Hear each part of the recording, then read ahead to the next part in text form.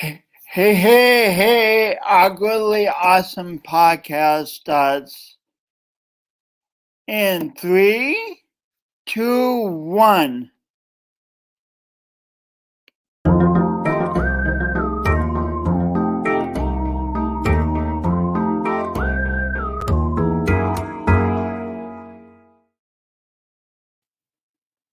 Hey, welcome to Awkwardly Awesome podcast. Today I am so pleased to have someone who's exceedingly accomplished on the show and also a dear friend, Tracy Robinson. Let me tell you a little about Tracy. I actually read a little about Tracy to you. Tracy uncovered her passion for professional coaching after years of very personal and professional challenges and successes.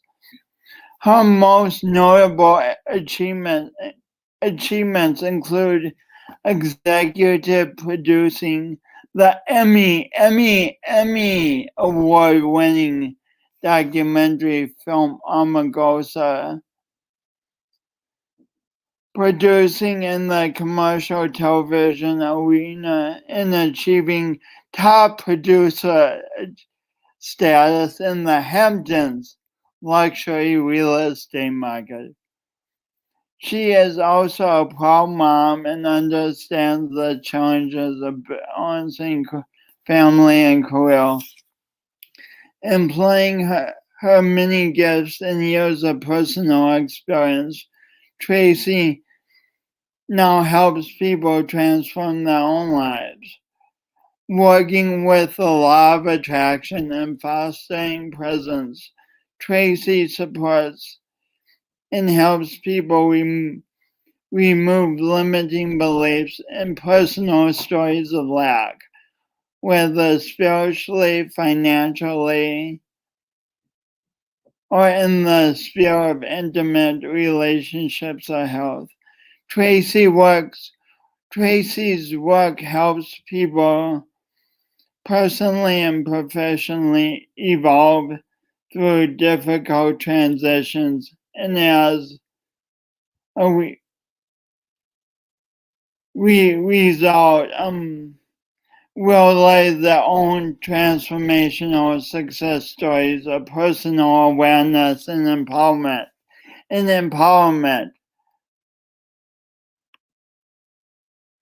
Welcome, Tracy Robinson. Hey, Jason. Hey, Tracy. I'm so glad to have you on today. Well, thank you for inviting me. I'm very honored to be here in your space. Awesome. So would you describe the circumstances in which we met a little bit to give people a baseline understanding? Sure. Well, we met at a Kyle Cease event in Venice, California, almost 6 years ago, I think. Almost 6 years ago. I think, yeah. Wow. And it was a very intimate event. There were probably, I don't know, maybe almost 100 people there, and I was sitting in the front row because I love Kyle Cease, and I just wanted to sort of play with him too. And I saw you outside and wondered who you were. And then next thing you know, you got up and did this 10 or 15 minute talk that at some point in your talk, I burst into tears. I literally burst into tears. And you were talking about your struggles and how you were at war with yourself. At war with myself. Yeah. And you said, do you have any idea what it feels like to be at war with yourself? And I was like, yeah. And I just burst into tears. And after your talk, I went up to you and wanted to meet you. And then I don't know how we stayed in contact, but we exchanged info, and we've been talking, I would say, at least monthly for 5 years, if not weekly for most of the time. Yeah. it's, I mean, after reading your bio and you've done so much, people might be like, but Tracy, how could you be at war with yourself? That's more for people with speech impediments, impediments and stuff. Well, I think we all have our own, for lack of a better term, and it's sort of overused, but limiting beliefs. Mm. And I did, you weren't trying to hide that you had a speech impediment. You said, "Hey, my name's Jason Freeman, and what you're hearing is not a South Dakota accent. It's what you call, a speech impediment." And then you told your story, and I was like, "Who is this guy getting up there with a speech impediment, giving a speech?" And I had been, I'd studied to be an actor when I was younger, and fell off the train, fell off that dream, and was wanting to get back up in some way. And you were doing it with a speech impediment. And I was like, well, who are you? Like, this guy can, if this guy can do it, you can do it. But we all have our stories that stopped us from being who we really are and trying to serve other people.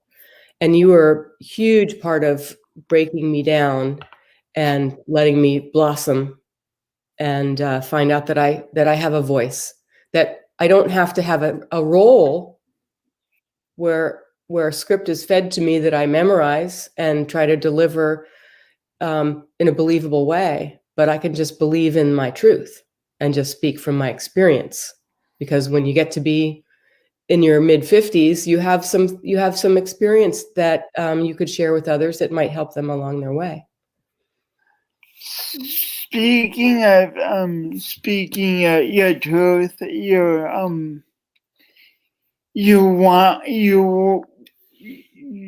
you got yourself into motion like soon after that event, and you put on you put on 2 one-woman shows, like one in LA and then one in the Hamptons. Mm-hmm. And so tell me about the idea of putting on a one person show. Why was this important to you, and how could it be important to other people as they progress on their journey? Well, I think everyone has a main story to tell, or a primary story to tell that's sort of created or curated who they are becoming. And this came out of, I was working with Kyle Cease on a weekend about a year later after I met you, I think. And I'd always had this imagined, I wouldn't call it really a dream, but an idea to do a one-woman show where, and this was, I imagined myself on the theater stage on Nantucket, where I did Oklahoma, and we did some fun musicals there. So I always imagined it being there, because I think that's when the dream happened. But there was just an empty chair on the stage and nothing else. And I would just come out and sit there and just make eye contact with the audience and just start when I was ready, without having a script, without even knowing what I was going to talk about, just going and letting people get uncomfortable, letting myself get uncomfortable, and I just thought that was that would be exciting, and that I would trust that something relevant would come out. And that was, many, many years ago, like over 30 years ago. And then when I was working with Kyle, we had just met, and it was me and 2 other people just working for one weekend at his house. And I just said, he said, well, tell me a little bit about you. And I said, well, I've got a lot of experience to a lot of stories to tell. So how do I make it small so that other people don't have to listen? And I told him that story. And he said, well, why don't you do that? I said, no, I'm just telling you that's what I thought about doing. So, well, I think you should do it. So he said, he goes, you can rent a theater in Los Angeles for $20 an hour. You rent it. We'll work together and I'll bring all my peeps. You invite your friends that you knew from when you worked there. And I did it with him behind me, believing in me. I knew I could do it. He said, just say something. And I made him laugh. And he said, you're funnier than half the people I worked with in Comedy Central, which may or may not have been true, but it helped free me. And then later, a year later, you were traveling on the East Coast and you said, hey, I have a couple days. Can I come visit you? And I was like, sure. What are we going to do for a couple days? And then I started doing automatic writing. And then, or maybe you said, or we both said, why don't we do a show? So you and I worked together. You introduced the show. You did a 20-minute speech. And then I did my show, which was not scripted. I had some ideas, but it was phenomenal. And I think that once anyone can work with someone or do exercises or just like believe in themselves, that whatever their dream is, they can do too. It's just really removing the resistance to think that you can't do it or you're not enough. We're all enough. You said something really interesting. You said that you asked Kyle, you said, I have many stories for my life. How can I make it as small? And how often do we as humans want to do that? Like make a story small until I think it's a common belief that we convince ourselves that we have so little to say, but really we have these amazing stories, and the more we talk, the more the stories come out. Mm-hmm. Which brings up our practice of talk swap. What is talk swap, and how has it propelled both of us? Well, it was something that you invented, and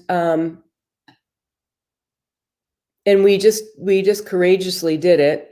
And you would start with having us do some silly exercises, which were pretty silly.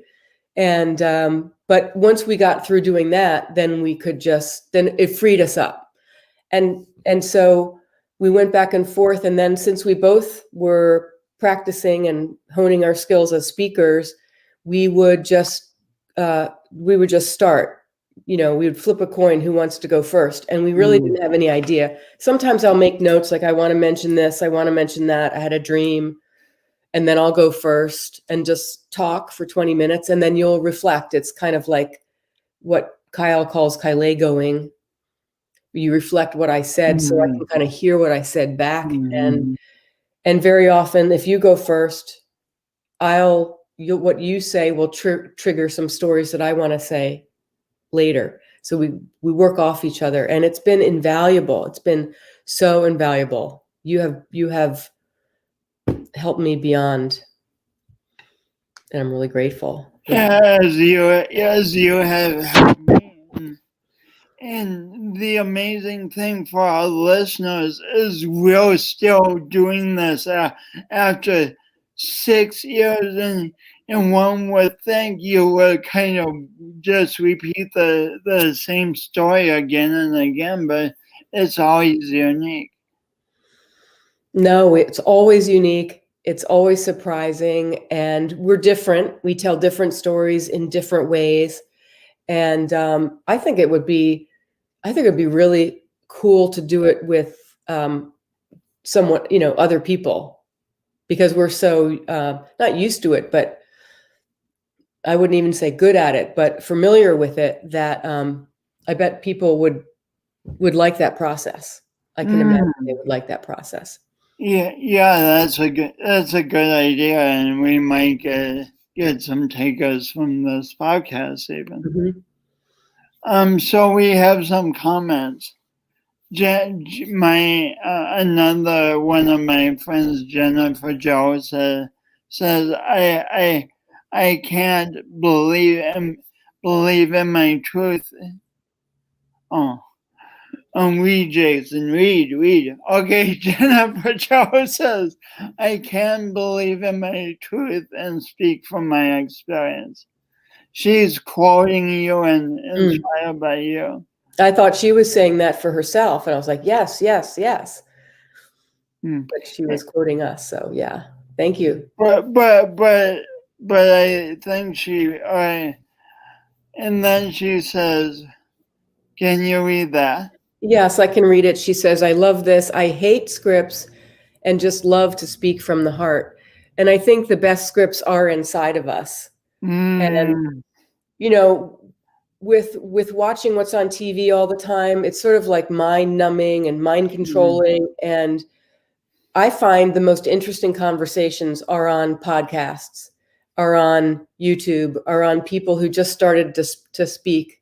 Like you started this podcast. We didn't even talk about it. You didn't even say, hey, guess what I've got in the works? You just said, hey, are you available on the 16th? And I'm like, really?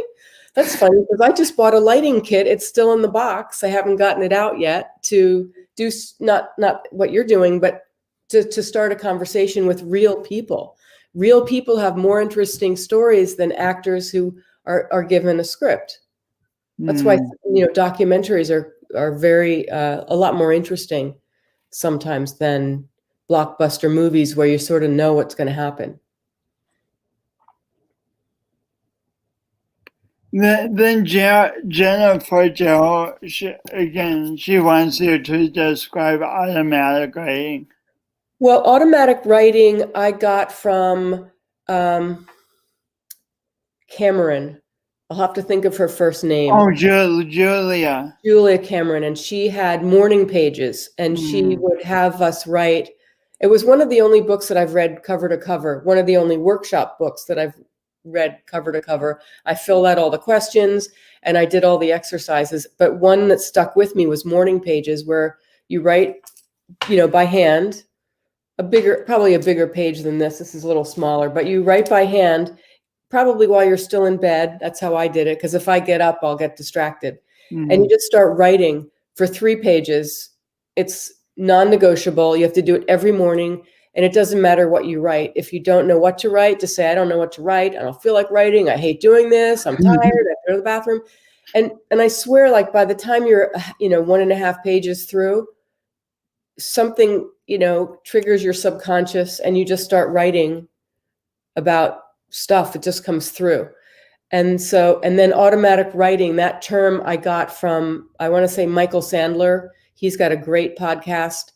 He's on YouTube and he's amazing. He's a great coach. I coached with him one time, and he has a whole thing about automatic writing, which is basically the same thing, just with a couple different mechanics. But if you want to learn how to speak your truth, you should write by hand every morning or whenever you have a chance, 3 pages by hand, because the brain works better coming out here instead of typing. It's a little different.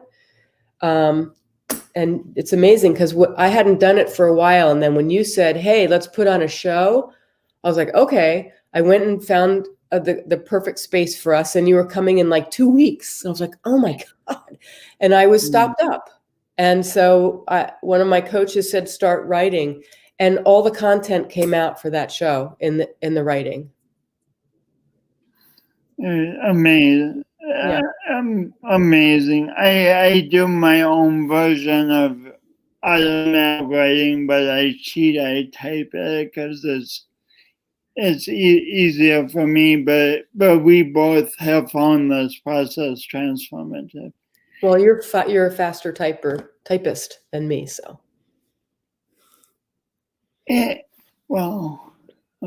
I'm just contemplating being a faster typer than someone.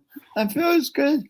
And then this is such an amazing thing. We've done this talk swap thing for 6 years, and at the beginning I was doing it with a couple other people, but but then it's been just you and me doing it for a long time, and no one has known about it for years, but you just spoke about it, and guess what? What? Jennifer says I volunteer. Awesome. And this is such a vivid example of how we humans can repress our stories and our good ideas for so long, but when we finally get them out, other people are interested. And also, I have a history of being in the theater and being in LA for years, working in the production realm. And, we put all these people on pedestals. People who have talent, they discover them, and then they throw them up, and they make them into big stars. And then we're supposed to revere them, and we do. And then they're eventually pulled down. It's like an up and down yo-yo kind of a thing, and they're always looking for the next star, the next thing. And we get hypnotized by that. They're big, they're larger than life. Now that we have our own cameras and our own production facility right here in these amazing computers, we can tell our own stories. And we also don't need a $10 million budget to reach a lot of people. I mean, I still love going to a movie and having the lights turn off and having popcorn and my once a year big slushy Coke. There's nothing like that, having an experience with a lot of people, which I think we all might miss right now. But this is replacing something else that was artificial and kept us feeling like we weren't as good as a small elite group of individuals. Not taking anything away from their talents. It's just giving individual power to people. So creating videos and sharing ideas is much more democratic than it maybe was in Marta's Beck day. What, Marta Beckett.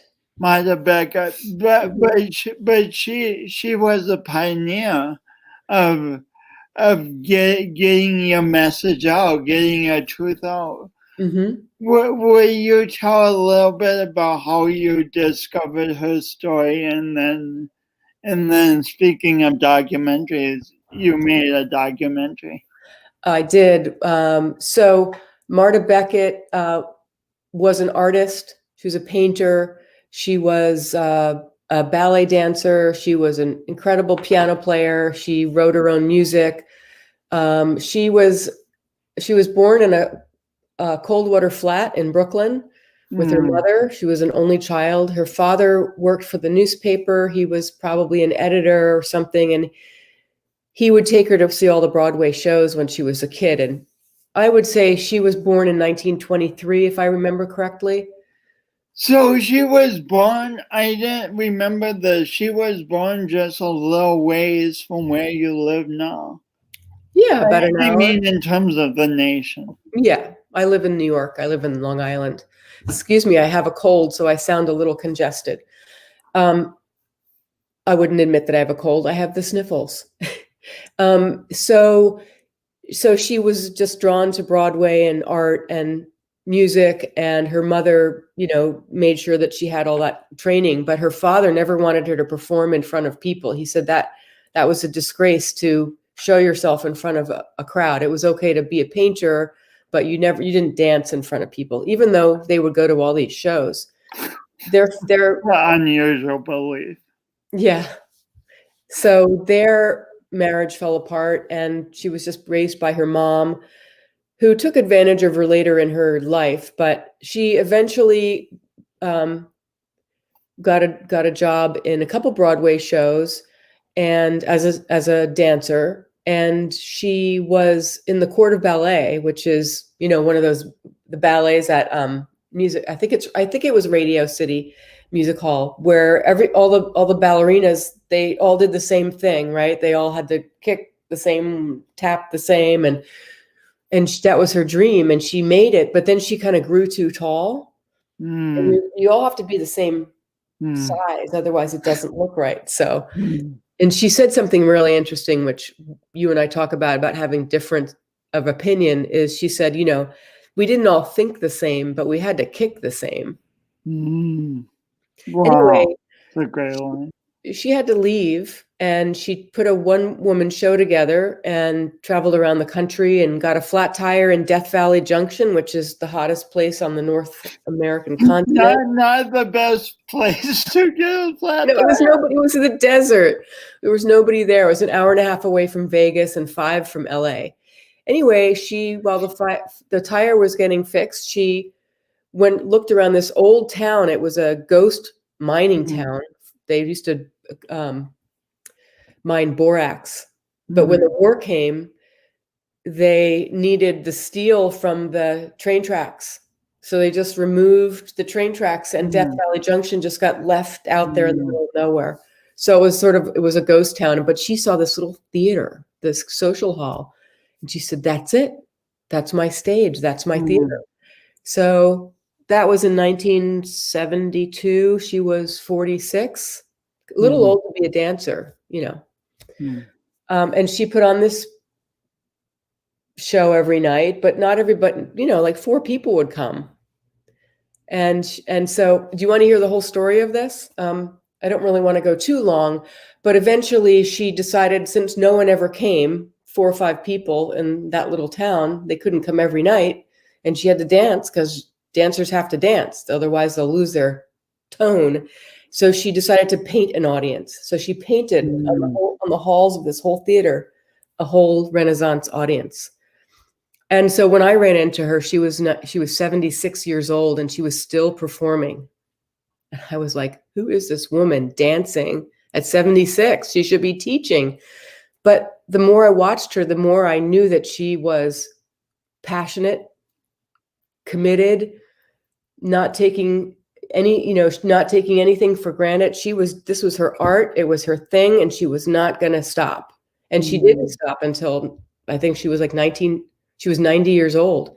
So I told my brother, who was a writer at the time and a documentary filmmaker, about her. And he said, we have to make a movie. And I argued with him for a while because I figured he needed to really see it to understand it. And he said, no, I get it. I understand. I said, no, you have to see it. You're not going there to make fun of this person. Not that he would, but it's not a jest. It's serious. And so we did, and we worked on it for, a couple of years, and it ended up winning an Emmy for cinematography. An Emmy. A big deal. That's like they have a show on about the Emmy. It's a big thing. Yeah, we were on the short list for an Academy Award for Best Documentary. Gosh. Which is really funny because I was producing at a commercial house at the same time, and my director, Barry Polterman, and some of his friends, I don't know if Steve Farr was in it too, but some other people had also been on the short list to be nominated for American Movie, which is a phenomenal documentary. If anyone hasn't seen it, it's a very cultish, cool story about this guy who wanted to be a documentary filmmaker. It's you can't stop watching it. But isn't that weird? Like, of all the documentaries, of all the years that you might be on a short list to be nominated for an Oscar, we were working together, and both our films were competing against each other. So there were 5 films in the category, and 2 of them were us. And thankfully, neither of us got nominated, because it would have been tough if one got it and the other one didn't. But it was an honor to be considered. So, this is such an amazing story for all of us to, like, Martha Beckett, what a story of if you build it, they will come. She was dancing in Death Valley in the middle of nowhere. I went there once because you were having a showing. It's in the middle of nowhere. I want people to think of the place they've been that's the middle of nowhere, and then think of a place more the middle of nowhere, like 10 times the middle of nowhere beyond that. But she was just dancing because dancers have to dance. Mm-hmm. Like, rather than just giving it up and saying, I'm too tall, I'm too old, my time has passed, I don't have an audience. Yeah, I mean, she didn't have an audience. And when I went to see her, my friend invited me. I had heard about her years before when I was camping, and I heard about her, and I was like, I have to see her. And of course, I forgot about it. And then my girlfriend said, come on, we go for Halloween. It's really creepy, and it's a haunted hotel, and we get all dressed up, and it's a really weird thing. And I was like, okay. I mean, I would never do that, but I heard it was that woman. So I went and I drove myself 5.5 hours from LA to the middle of nowhere.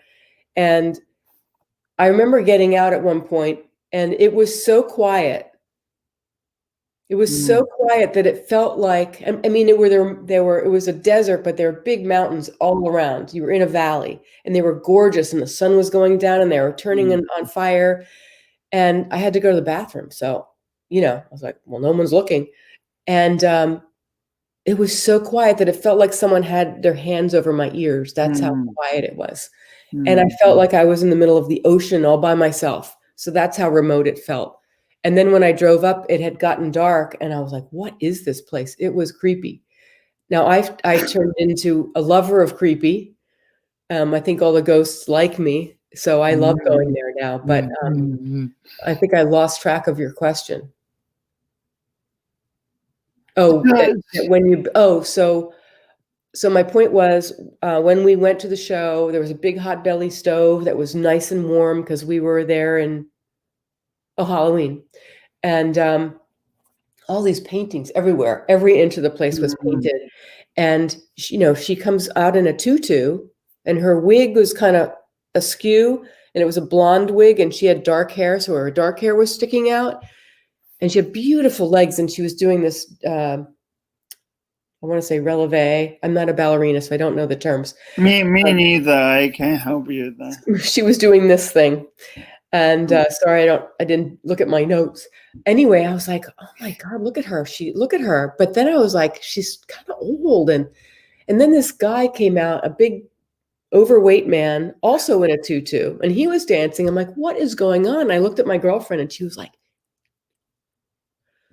and I was like, girl, you should be teaching. And then, within a minute, I would say, I looked around the place. The place was packed. It was sold out. I think there's 99 seats in it. She had her own music, her own lights. The lights were made out of Folgers coffee cans. Oh, really? Painted. There were Folgers coffee cans all over the place. You wouldn't know it unless you really were looking. And I said, how dare you, to myself, how dare you criticize that woman? She's out in the middle of nowhere. She created this whole environment. She created a space that was her painting. It wasn't always her music, but her sets, her costumes. She made all the sets. She made all the costumes, and she created her own work. And she had a huge body of work. And it wasn't like it was high art or anything. It was, sometimes it was tongue in cheek, but she was making her point, whether it was political or social or cultural. And I just was like, after 10 minutes, I was like, I'm so sorry. I'm 40 years old. I don't have my own theater yet. I'm not doing what she's doing. So I think this woman is fantastic. And when we finished the documentary, we drove it all. The producer and I drove it to her, and we showed it to her on their little TV. I think it was a VHS No, it was probably a DVD. This was in 1999. And she Mm, watched it, and she didn't like some of the music choices we chose, because we wanted to have some modern music as well. mm, She's all classical, but we wanted mm. to relate to a modern audience. And after she looked at it, she said, Wilgit, that was her partner. She says, Wilgit, we look so old. And Wilgit said, Marta, we are old. Mhm. And I told my brother that, who was the director, when we went back, and he said, listen, tell Marta that in 10 years, she's going to look fantastic. So there have been little snippets of documentaries of her, but this was really a full-length documentary with real film, real music. We paid $10,000 for helicopter shots. That was before you could, hire a drone. Mm, And it's really a testament. It's really her mm, story. She's saved in that documentary. So whoever's watching, it's worth your time. It's an hour and a half, but it's worth it, because it makes you. When I showed it, when we premiered it in Los Angeles, in Hollywood, after the film, I was in the bathroom, and there was a woman she was crying, or almost crying, or something. Anyway, I came out of the stall, and she recognized that I was one of the crew, and she said, "Did you produce this?" And I said, "Yes." And she said, "Thank you so much. Thank you so much, because now I'm going to believe in myself. I'm going to believe in myself. I never thought I could do what I always wanted to do, and I'm going to do it now." And she hugged me, and she was bawling in my arms. So if one person was changed from creating that movie, and all the times we drove out there and cooking for the crew, I cooked for the crew 3 meals a day in an old kitchen that hardly worked. It was worth it. So how do people find this documentary? Um, you know, I think you can buy it on Amazon. You can go Tell me, A-M, yeah, Amargosa. G-O-S-A. Uh-huh. I'll put it up for people. We used to have a website, but I guess the producer didn't want to pay for it anymore, which is fine. But it's out there, and you can Google it on. You can look it up on YouTube, and you can see a trailer and see if it's your cup of tea. I lost it. How is it spelled again? Amargosa. Yeah.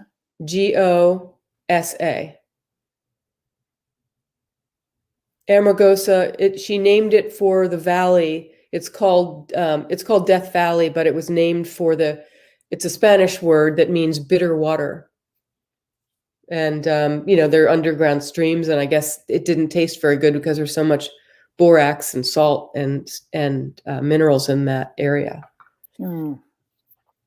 So for our last few minutes, people might be watching this and saying, this is all well and good for you, Tracy. You've won an Emmy. You've been nominated for an Academy Award. Well, we're on the short list. On the short list. There's a distinction. Sorry. and it's all well and good for Marta Beckett. She did this. She determined to live her life this way.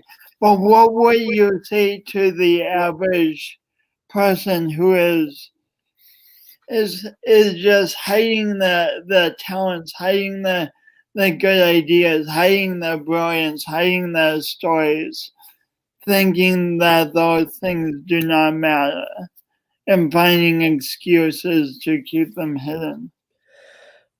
Well, I would ask them to first remove the word average. It's a way to keep us down. It's like the word mediocre. I still use that sometimes, or I used to use it a lot years ago. I'm good at a lot of things. I'm mediocre at a lot of things. I never excelled at one thing. So I would take out, what does the average Joe think? That's a first good step for them, is that no one's average.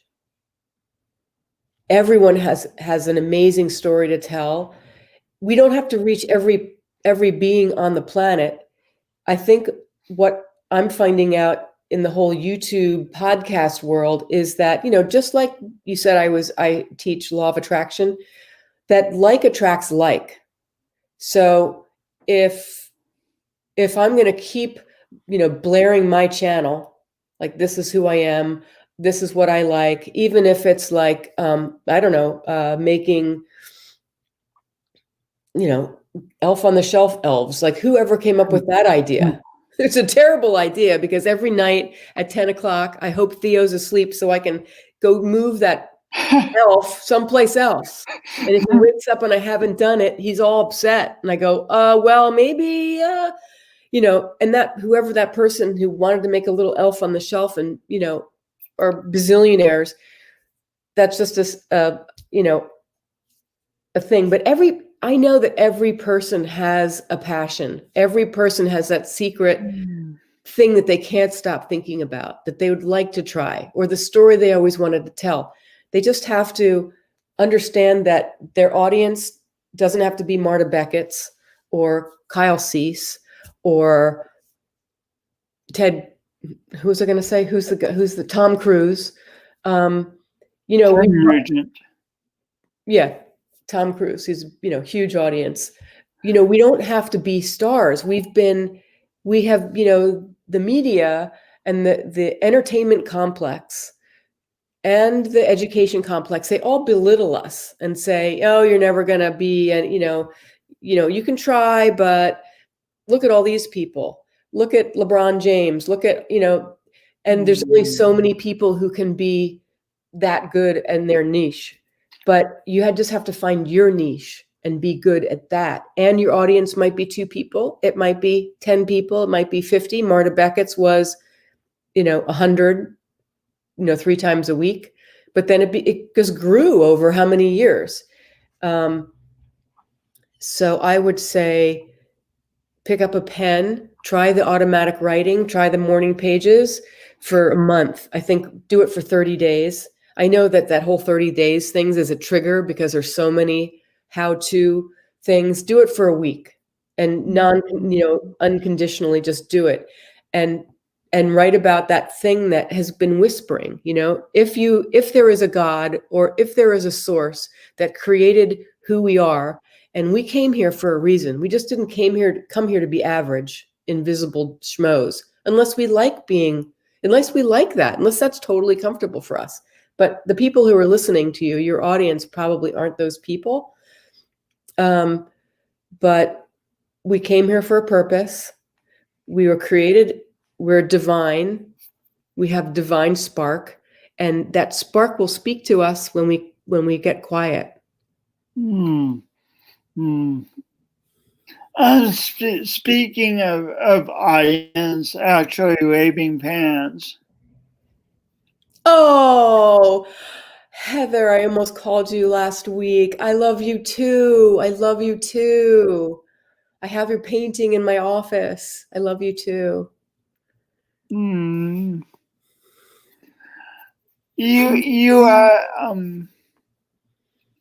You're just so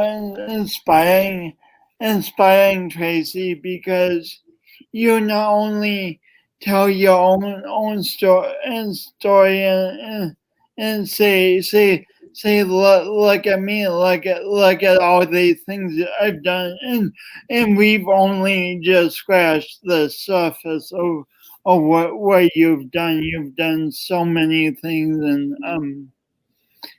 and knowing so many people and help them in amazing ways. But you're not that person who brags and does all that. You're the person who says, hey, I can do it. You can do it too. You remind people of their gifts, which leads us to a final point. which I just made up. But what is the Marianne Williamson quote that will tie this all together? It's not our darkness that scares us. It's our light that scares us most from being a beacon of light. Is that what you're prompting me to try to remember? Yeah. And neither of us know it exactly. So we're kind of living this way right now. But then it goes on. Something like we ask, who am I? But really, who are you not to? It's just so empowering, and it's so much remembering the brilliance within each one of us. Like by some lucky miracle, when I spoke at Kyle Cease's event, you remember your brilliance in a moment. But then you didn't only remember it, you went on to, you remembered it, and then you took action of producing and starring in two one-person shows. Same way that Martha Becca didn't only have the idea of dancing, she actually danced. And let's not forget, or let's not lose sight of the fact that I haven't done a show in years. I do write sermons for my Unitarian congregation. I just did one last week. Heather wants you to call her. I will call you, Heather. Text me. And so what I wanted to say, what did I just say? After I'm going to call Heather. You didn't do shows for years, but you have been back in the game. Yes, I just want you to know. I just want people to know that you might have a success or a breakthrough, and then you kind of like maybe retreat again, maybe to find more material, maybe to do some other things. But it's not just like you get out of the gate and you're sprinting with all the other horses and you're always going to win and you're always running. You don't. You go back to the stable, and that's okay. You might come up with a good idea and a week later go, no, it isn't. But you just have to keep practicing and keep trying. And like, I worked with Kyle, I've worked with a lot of coaches, but you are the person that I have worked with consistently for, almost 6 years. I've paid, top-notch coaches, like tons of money that's still on my credit card, and don't work with them anymore. But I always work with you, and you always help me remember that there's brilliance in there. And you, the first time you said, just channel it. I'm like, oh, okay. So I think it's important to have support. You've been really supportive, so it's okay to reach out for some guidance and for like, how did you do it? Help me out. I made this book with a friend of mine, Jonathan, many, many years ago when I was like 20, and I always open it up. It's called The Messiah's Handbook, from the book Illusions by Richard Bach. And we'd open it up every day and find out what her lesson was. And so here's the lesson today.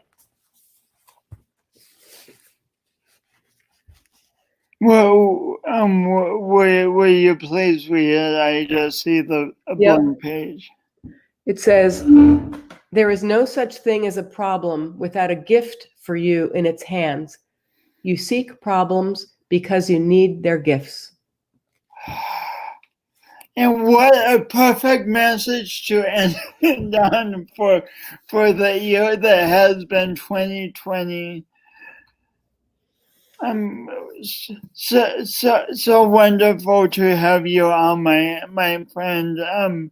We just scratched the tip of the iceberg in your wisdom. I hope to have you on again sometime. Anytime, Jason. Anytime. Thank you for having me. And You have a wonderful holiday season. You too, and what you said about me coaching you over 6 years, that works both ways.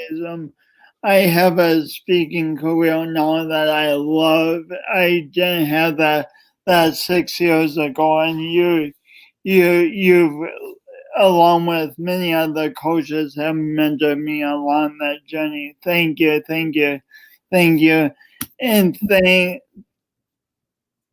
thanks for tuning in and for so many comments, Jennifer, Gerald, and thanks to everyone who tuned in. If you have more comments, please share them. We would love to see them. We're wishing you all a great day. Bye. And now the unseamless ending here, but just pretend it's seamless.